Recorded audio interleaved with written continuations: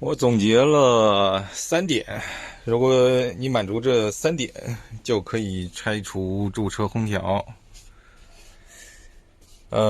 第一点就是你的驾驶室是否被阳光直射，就是正午的时候，如果能被阳光直射的话，那个驾驶室的热气就会涌入你的房车。我的房车那个，因为它有额头床，它那个正午的时候阳光是射不进来的。第二点是你的房车是否装天窗了，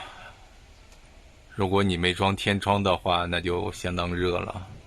第三点就是你房车的车厢是否重新设计过。大多数 B 型房车，什么面包车啊，那个商务车啊，它都是将就着原先的车厢，那个肯定热了，因为原先的车型，它的车身上有很多黑色的玻璃，太阳一晒，肯定会让房车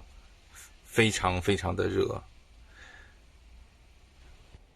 所以只要你满足了这3点，你就可以拆除驻车空调了。最后，如果谁想要我的驻车空调，欢迎过来拆，但是你需要帮我装个什么东西，别漏雨了就行。